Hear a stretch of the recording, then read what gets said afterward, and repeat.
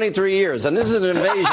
You own this place now. That's a very good point. Oh, you're in Washington now, though. Well, great to see you in person. Thank you, great show as always. And you actually have a calendar or time up there that you steal from my show. And you actually owe us 32 seconds. Louis, our stage manager, that is so not true. For 2 years. I'm going to buy you a calculator so we can get this straight. That's your Christmas gift this year. Great show. Thanks, good to see you. All right, welcome to Hannity.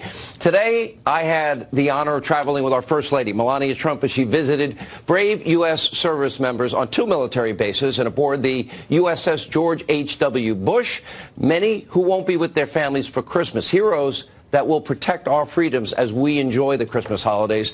In just moments, we're going to show you the highlights of that interview and an exclusive one-on-one interview with the First Lady herself. Please stay tuned. Also, tonight we're going to bring you the latest on the sentencing of Michael Cohen, and we will reveal disturbing details surrounding what is really absolutely shameful treatment of a 33-year veteran of this country, Lieutenant General Michael Flynn.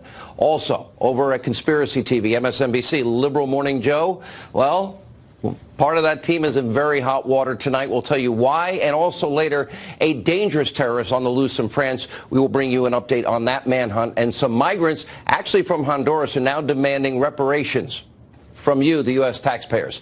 All right, buckle up. From D.C., the swamp, tonight's breaking news, opening monologue.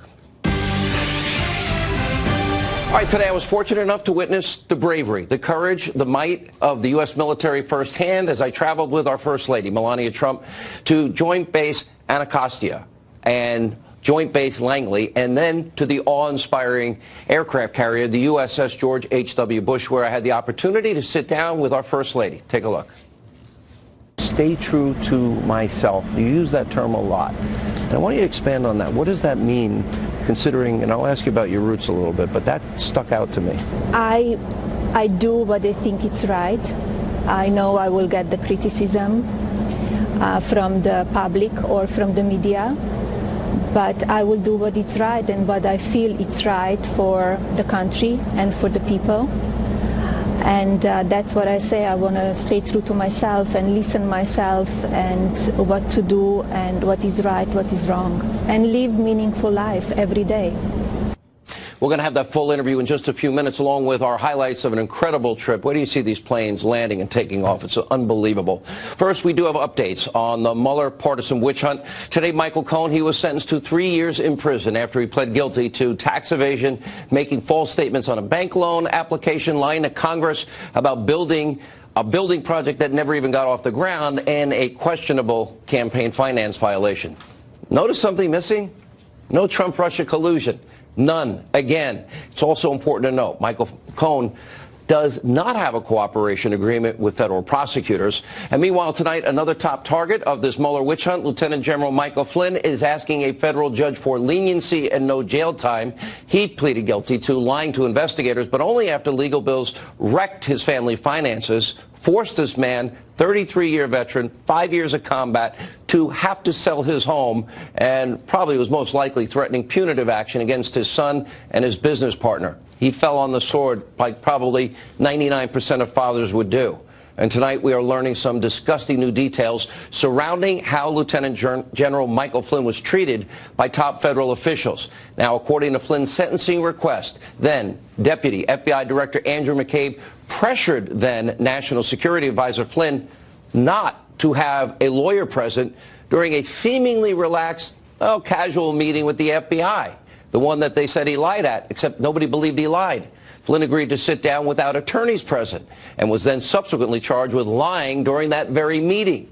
Now, keep in mind, Andrew McCabe was ultimately fired from the FBI for him lying to the Bureau, and he is currently facing no charges. According to FoxNews.com, Flynn's filing also seemingly demonstrates that the FBI took a significantly more aggressive tack in handling the Flynn interview than it did during other similar matters. For example, quote, no one interviewed during the FBI's Clinton email investigation was hit with false statement charges, though investigators believed those witnesses were untruthful. Big difference. And so as we now know, that is called a two-tiered justice system. And by the way, this might be part of the worst part of Flynn's political persecution. The agents interviewing Flynn, they never thought he lied. That is such a miscarriage of justice. and an abuse of power corruption scandal, one of the biggest in American history, as we've been telling you. And of course, you're not likely to hear about any of this on any other media, especially over at Conspiracy TV MSNBC, especially not on the Liberal Morning Joe show, where the hosts literally spend hours every single day trying to outdo themselves, trading insults about Donald Trump and the Trump family and anybody associated with Trump. Now, it's a pretty sad and scary way to start your morning, but today, co-host Mika Brzezinski went too far, used this pretty disgusting slur just before 9 a.m. Take a look. I understand that Donald Trump doesn't care. Heilman makes a good point. He doesn't care. But why doesn't Mike Pompeo care right now? Are the pathetic deflections that we just heard when he appeared on Fox and Friends, is that a patriot speaking or a wannabe dictator's butt boy? And I'm dead serious. I'm asking, are these the words of a patriot? Wow. Questioning his patriotism? Unbelievable. Over the top. And then following the show on the other part of the issue, and she issued an apology on Twitter about her language. Some bad choice of words. I should have said water boy, like for football teams or something like that. Yeah, Mika, pretty bad choice of words. But we're consistent on this program. We don't call for boycotts. We don't call for firings of any kind. In fact, when Mika's colleague, MSNBC host Joy Reid, when she was in hot water over homophobic and conspiracy-filled blog that she had, we never called for her to be fired or for her show to be boycotted. People do make mistakes. People are not perfect. And I think we're all human. And I don't believe anybody's career, in my honest opinion, should be ruined over a stupid mistake. And by the way, she's no fan of mine, and neither is Liberal Joe. And I doubt they would do this for any opinion host here at Fox News. But it's sad to see Trump derangement syndrome claim yet another victim. And of course, there were many warning signs as the anti-Trump vitriol got worse and worse and worse. Let's take a look. It is clear the president is stunningly ignorant. Probably the most ignorant president we will ever have. He's ignorant. He's warped. He's obsessed with money and sex. And he finds his power through those two things. He will be forever remembered as the president who traumatized little children. That's his brand now. He's the president who purposefully traumatized babies and children. It's very almost caveman-like. Have you seen It really is. He's like Fred Flintstone running the country. I don't think he has the moral compass to make a decision based on our own national security. To anybody who works inside the White House, works on the national security team, works in the State Department, at some point you are working for a president who is not fit to lead, who's going to do something crazy in 5 minutes, 1 hour, tonight or tomorrow. Like, what more do you need to hear from him to start thinking 25th Amendment or something else? We fixed it. We'll have more on this later in the show, but first we need to turn to breaking news in France. Widespread manhunt underway for the gunman in Tuesday's terror attack at a French Christmas market that left at least 2 dead. Now the 29-year-old suspect, identified right there as Sharif Chaket, allegedly shouting Allahu Akbar as he opened fire before escaping from the scene in a taxi. We're also learning tonight he had a long criminal record, and he was already on the authorities' radar for connections to radical Islam. So far, 5 other people with alleged ties to the suspect have now been detained. And even more frightening is that French authorities admit that he may have already slipped across the border into Germany. We'll keep you updated. We'll pray for the victims. Scary times.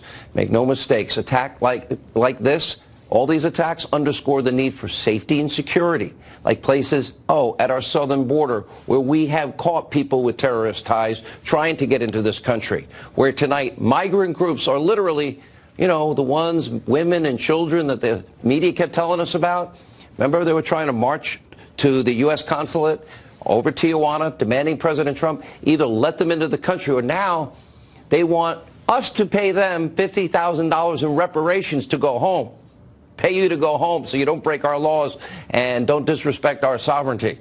One group organizer arguing that it may seem like a lot of money to you, but it's a small sum compared to everything the United States has stolen from Honduras. Now look, we all know probably the vast majority of people that come from poor countries with no opportunity, no hope for their children and grandchildren are good people, searching for a better life. But demanding entry or pay you, or will overwhelm your immigration system, there's no way to act. to demonstrate merit to come into this country. It's also a massive security risk.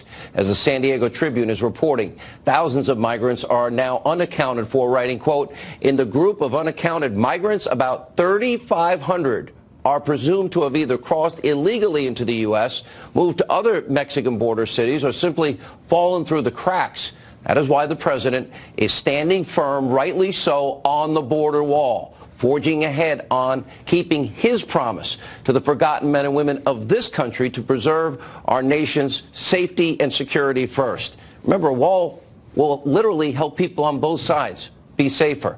And then, of course, the wall will have a big door, and you can come in legally, as the president has said. But we do have the right to vet anyone that wants to come into this country, because keeping out potential terrorists, human traffickers, drug traffickers, violent cartel members is a huge #1 priority for our national security.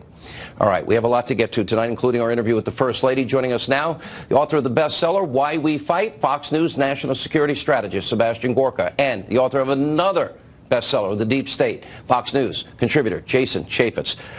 I read this about General Flynn. Okay, Michael Cohen admitted to these things. I feel sorry for him and his family tonight, but he admitted to these acts that he was responsible for. He's changed his position on a lot of issues. Now the media, they only want to believe the version that helps their narrative. Right. That's fine. That's politics. But he was pushed into, General Flynn, a 33-year war hero, 5 years in combat, forced in, told you don't need a lawyer. The FBI doesn't believe he lied. And then he's charged with lying anyway because he's bankrupt, can't fight it, and they're threatening probably his kid.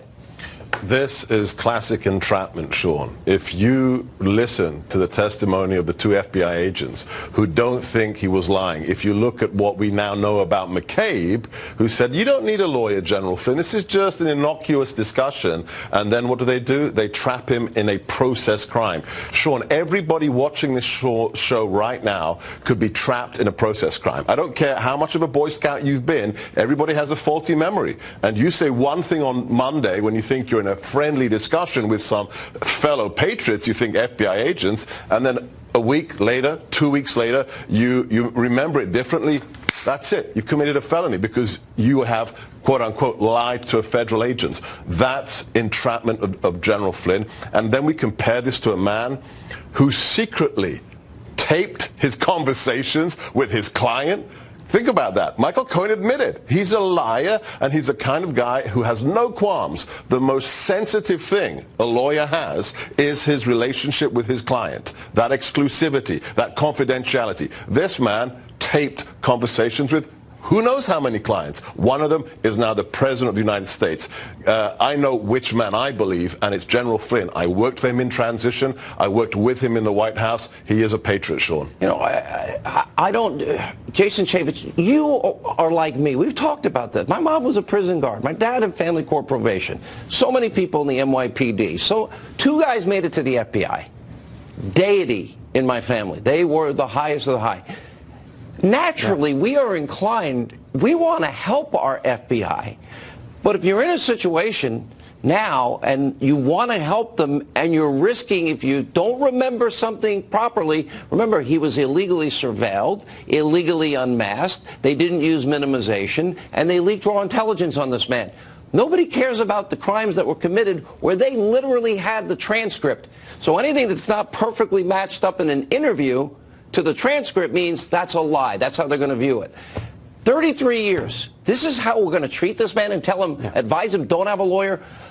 What does that tell people that instinctively, like us, want to help our FBI? Not these corrupt officials at the top, rank and file, good field office FBI agents that are protecting this country.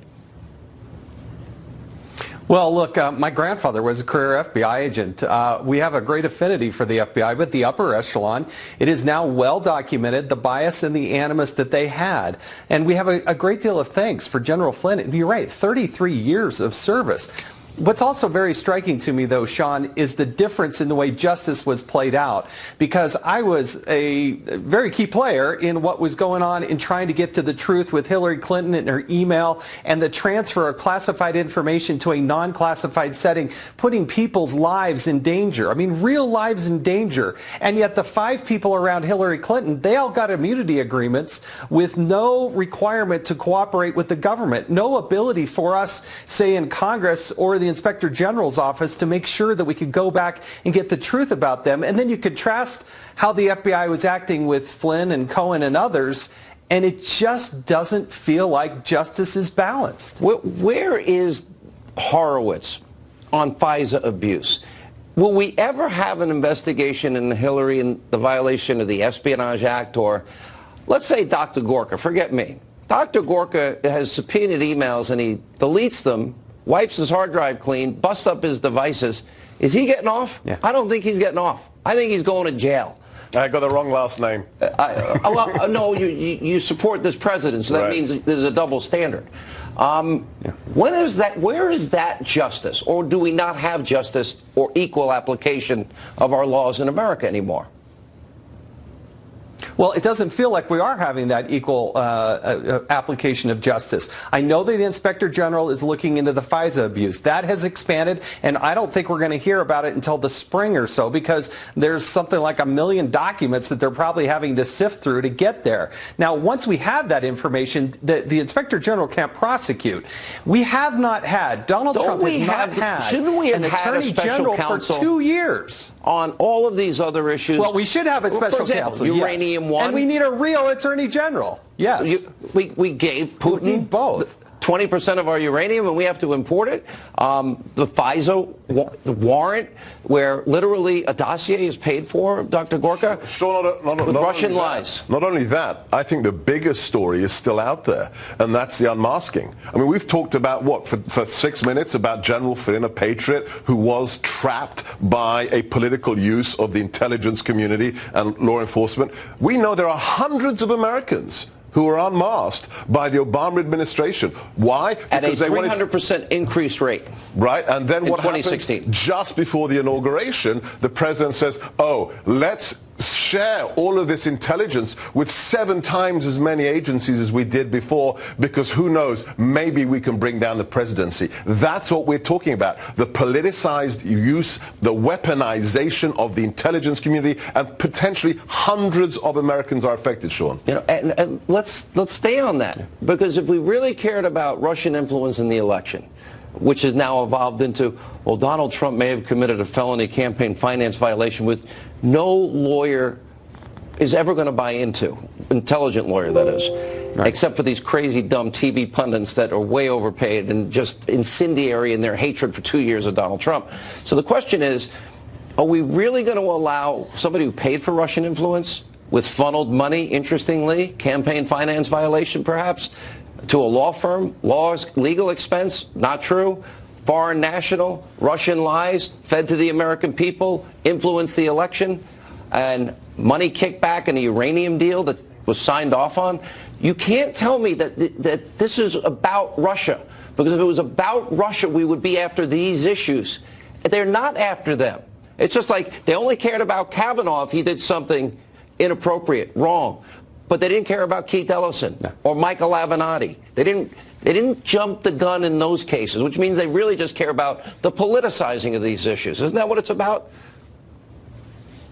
Yeah, look, if you were serious about this, you would go look at Mark Elias. He was general counsel with the DNC. He advised the DCCC. He was involved with Hillary Clinton. He was involved with the campaign. He was involved with Perkins Coie, and he was also involved with the Panetta Group. And so all of those ties, millions of dollars going overseas to attract this money, but you don't even get the sense that anybody is even sniffing into this. And it's just, that's where people, I just think, are losing trust, have lost trust in the justice system, because that was fundamentally wrong. It's millions of dollars spent to affect an election by engaging a foreign entity and foreigners to be involved in that campaign. There's so much material out there. And then you hear Mark Meadows talking about how they have whistleblowers on Uranium One, and they pass those on to the Department of Justice, and I nobody interviewed even the talks to whistleblower. him. He literally was within Putin's network in America, referred to Robert Mueller, then FBI director, blackmail, money laundering, corruption, kickbacks, bribery, all these things. Last word, Dr. Gorka. The president could pardon General Flynn, and he'd make a great chief of staff, don't you think? You just got the headline on media. I just want you to know. Well deserved. Good to see you. Congrats on the book, and same with you, Congressman. All right, we have a lot coming up tonight from D.C. More on the outrageous hypocrisy. Mika Brzezinski under fire tonight. Stunning, ridiculous, insane, corrupt, and homophobic comments about Secretary of State Mike Pompeo. Tammy Bruce, Monica Crowley, and later, you don't want to miss this interview with our First Lady, Melania Trump, aboard an aircraft carrier in the Atlantic Ocean from earlier today. You don't want to miss this video. It is amazing. Straight ahead.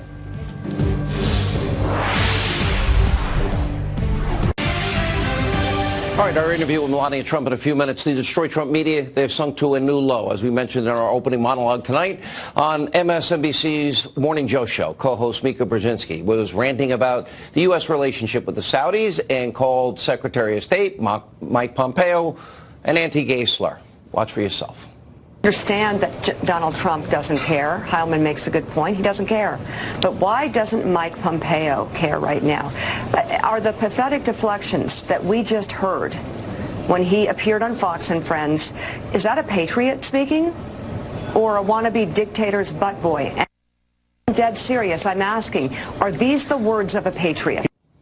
Are these the words of a patriot? Really? Questioning his patriotism?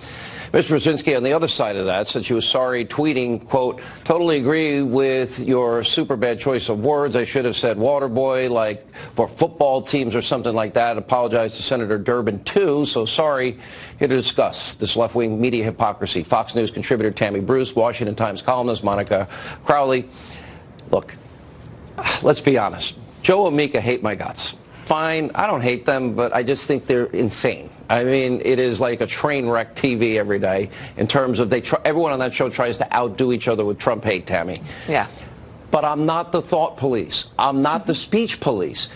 And something they would never do for a Fox opinion host is say, you know what, no, stand up when people try to boycott or stand up when people call for firings. I believe she's probably sincere in her apology. People do want to destroy her career over this. This is a problem we have in all of media. Maybe if you make a lot of mistakes, at some point, that crosses a line. What's your take? Yeah, my column today in the Washington Times actually looks at the attacks on Kevin Hart and Mr. Murray, who won the Heisman Trophy, for remarks made years ago. And when, of course, when Mr. Murray was a child. Mika Brzezinski is a middle-aged woman. She knows what she's doing. She's done television for a very long time. She's a sophisticated woman. That is a very specific phrase to use, not even just saying about it, whether it's about lifestyle or you use a word when you're a kid. She chose a phrase that was meant to dehumanize. And so that is going to speak about who she is as an individual. But at the same time, she apologized. Ultimately, she will be given a pass because she's a liberal. Whereas Mr. Murray and Mr. Hart will probably continue to be hounded. That's the difference, is that they will move along and they will be left alone, but others, there will still be an attempt to ruin their careers, to make their lives difficult. That is the problem here, and we've seen it all along. Usually if you're on the left, you do get a pass, and this is why we can see this as being not just hypocritical, but a determination to ruin people's lives by the left. Only conservatives are those who are not conforming clearly enough, and that's the message they want to send to everyone. She'll get a pass in the end on this. And, you know, we see this with other issues involving NBC, the recent firing of Megyn Kelly, for example, for her comments, Monica, but you have people that actually have dressed that way that still have jobs there. When she talked about that, the issue she was involved in. And I'm saying people have a choice. And they don't have to, we have to do a good show and ask people to come in. If we can come into your home, and if we're honored if we get there, people don't have to watch any one show, except this one. That's the only one. Well, you're pointing to the staggering double standard that's been in place for a very long time, Sean, and the only way it's going to change is by Tammy and you and me and those of us who are essentially targets of it or victims of it to continually to try to expose it. I'm not a fan of the word police. The word police easily morphs into the thought police, and that is a very dangerous road to go down. We're very far down that road already, and it is a form of tyranny and fascism, so I don't believe anybody should lose a job for misspeaking or for stating something and then apologizing. But that being said, those on the left have a long history of stating anti-gay slurs and anti-gay jokes, and then when they're called on it, they usually try to minimize it, usually with a cutesy kind of tweet, as Ms. Brzezinski did today, and pray that it goes away. And it usually does go away because, as Tammy points out, they have something not available to you, me, and Tammy, which is the protection of the mainstream media. So they don't get the pile-on that we do when we misspeak or when we make a mistake. Then our lives are ruined and our reputations are tarnished, but they get a pass and they're allowed to go forward. That double standard continues to be in place, and it needs to be exposed if we're ever going to hope to see an end to it. Tammy, what you said about the slur part of it is right, too. Nobody seems to have also paid attention to the part, the things they say about Trump there every day. Yeah. They speak for themselves. Mike Pompeo is a patriot serving his country. That's right. He's done an amazing job as Secretary of State, creating amazing opportunities for peace in the world. Again, hard things to do. Amazing job as our CIA director. And I just say, you're questioning this man's patriotism with abandon. And she was responding on Twitter with that apology to a fellow who's a verified blue check, who I think was a photographer, who suggested to her that it would have been better if she'd called Pompeo a traitor. So the left would prefer you to be called something that would require an execution where you should be killed if you're a traitor to the country. That would be the legal punishment, as opposed to a gay slur. We don't want any of that. And look, if you're in media at any point in time, you've said something that you regret and that you do apologize for. Our point here is the hypocrisy on that end, is their desire to destroy other people under a guise of being a racist or a sexist or a homophobe. My first book lays out how all of that lives on the left. I remember the book, yeah. And that they apply it to the president especially, and that it's the name that is supposed to obliterate you. It's the hypocrisy with those individuals who don't even at least try to live and excise those kinds of phrases from their lives. And I think that's what's worth pointing out. And you know what, Sean, into the content of what she was saying, set aside the anti-gay slur for a second. She was tarnishing President Trump and his Secretary of State for what? For trying to maintain the alliance with Saudi Arabia as they're trying to develop an anti-Iran coalition, which is a very serious and meaningful, substantial foreign policy exercise, okay?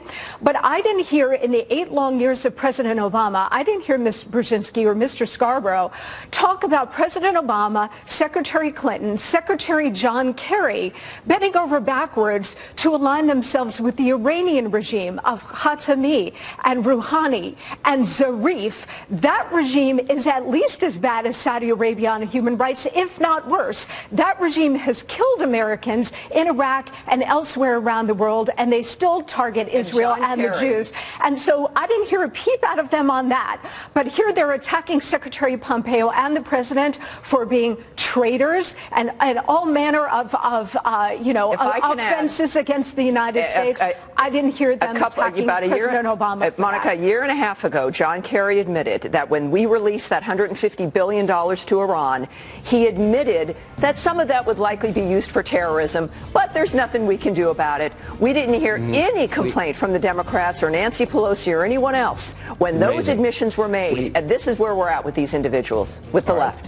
Thank you both. We appreciate it. Speaking of which, I talk about this double standard and the treatment of the Trump family. My exclusive interview with our First Lady, Melania Trump, conducted on board the USS George H.W. Bush. Amazing day. That's next.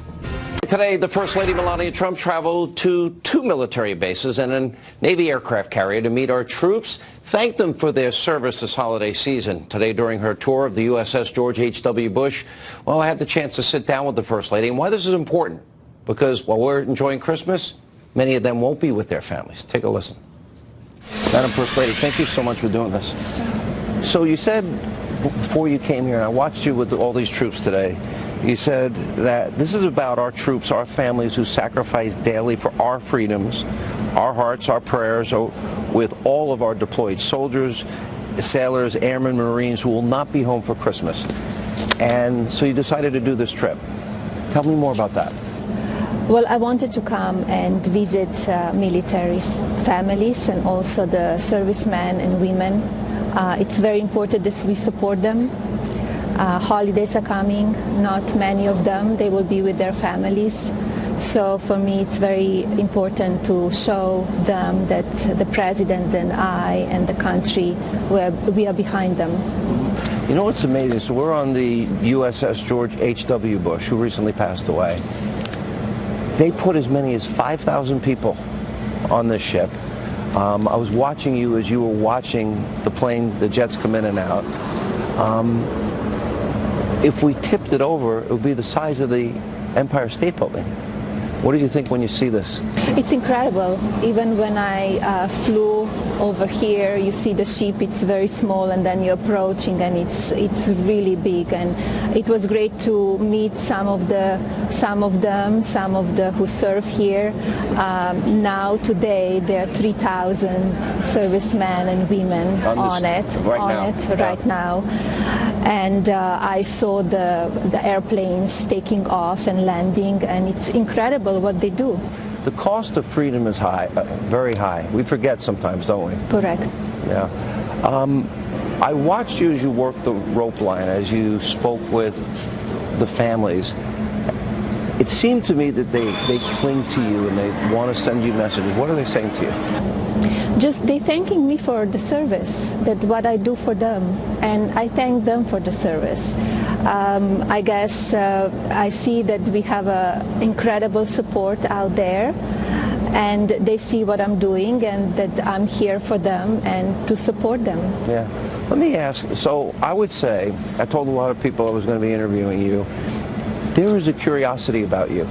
I don't know how you take that, but I think a lot of people know your husband who's so outspoken, and you've been behind the scenes, but you're making it out more. You went on your trip. You went to what, Nigeria, Ghana, Malawi, Egypt? Yes, I went to the 4 countries. I started with Ghana and Malawi, Kenya, and Egypt. I did a 5-day trip in Africa on all those 4 countries. It was an amazing trip, and they were very happy I came there. And I worked with the USAID, so we are helping them to become self-reliant. Yeah. I noticed in interviews, one of the things you often say, that first you defined yourself in the ABC interview. I thought it was a really interesting question. As a mom, a wife, as the First Lady of the United States, as a friend, and then you talked about that you're confident, you're very focused, and you use the term, stay true to myself. You use that term a lot. And I want you to expand on that. What does that mean, considering, and I'll ask you about your roots a little bit, but that stuck out to me. I do what I think it's right. I know I will get the criticism from the public or from the media, but I will do what is right and what I feel it's right for the country and for the people. And that's what I say. I want to stay true to myself and listen myself and what to do and what is right, what is wrong, and live meaningful life every day. You talked about that this is temporary. You see it as temporary. Would you want to stay for a second term? I think my husband, he's doing an incredible job. The country does best ever. So yes, I think I want that the country continue to do well. You come from a small town in Slovenia, and I don't think you've talked a lot publicly about your journey from that small town to Paris, to all these major cities, from there to New York City. Tell us about that journey. Were your parents with you? Were you a model and alone? What was it? After my studies, I went to the modeling business. And I lived in Milan and Paris, and in 1996 I moved to New York. And then my career, I loved it, and I stayed in New York, and here we are today. It's interesting because you're now traveling, but you end up in the biggest city, and you told the story about how you met the president. When did you know that he was the one? Was there a moment? We had a great chemistry when we met in 1998, and we started dating, and we dated for a long time before we got married, and we got married. We had a son, but we had a great chemistry from the day one. Yeah. Was there a moment that you realized, wow, small town Slovenia, now I'm the First Lady of the United States and I'm living in the White House? Was there a moment that you realized this is real? It's incredible, especially when you think about it, your life, where you were born, and all the steps you took. I took a lot of steps. It's not just like you end up here. You learn a lot on the way here, and in my business, in fashion business, it's a tough business as well. And here the politics is as well. It's a tough business, and you need to have very thick skin. Yeah. What's been the hardest for you since you become First Lady? What's been the hardest thing that you have to deal with?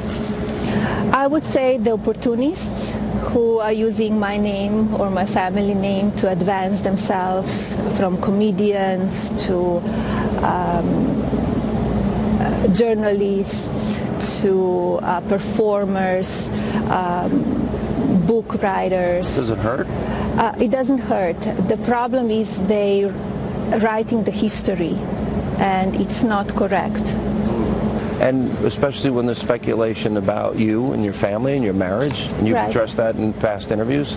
Yes, I did. And they like to focus on the gossip, and I would like that they focus on the substance and what we do, not just about nonsense. What was it you said if he ran, you knew he would win?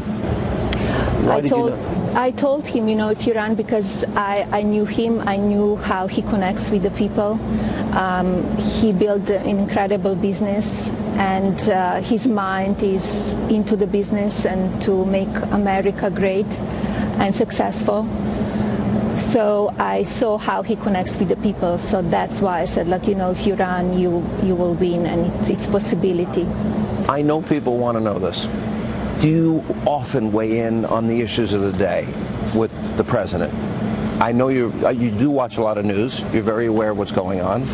What do you think in terms of, insight could you give us, maybe a better way to ask it, as to how, when you feel strongly about something, that you would relay that to him? I wish to have time to watch more news, but I don't. You don't? And I hope you watch Hannity. I'm very busy with my office and traveling and doing my work.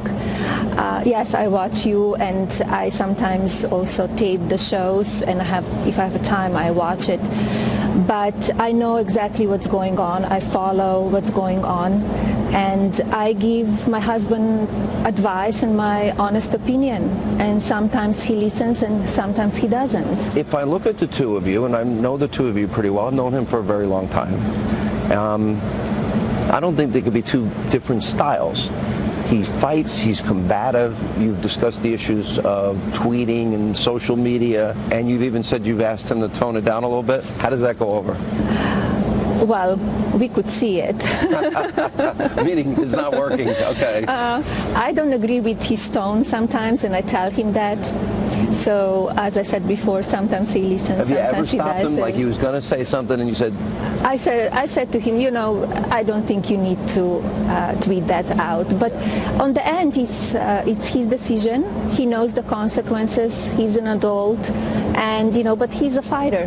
He's the fighter. You know, it's interesting because you saw the exchange, I assume, yesterday with him and Yes. Chuck Schumer and Nancy Pelosi. And I gave my commentary on it. I said, that's what America elected. Correct. Somebody that fights hard for promises. Correct. What would you want America to know about him behind the scenes that maybe they don't see or know, that maybe the media would never portray about him? That he's fighting for the America and American people every day, every day. He wants to govern the right way, and sometimes it's tough because you could see that the media wants to bash and focus on negativity. And we have an amazing part 2 of the interview with our First Lady that'll air tomorrow night. But when we come back, you're going to watch all this behind-the-scenes footage of Mrs. Trump visiting with our troops. Very inspiring. Where do you see it? One of our best tapes I think we've ever put together. Next.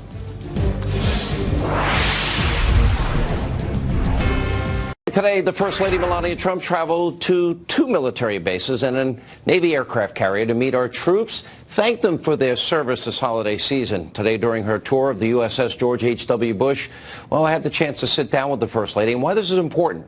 Because while we're enjoying Christmas, many of them won't be with their families. Take a listen.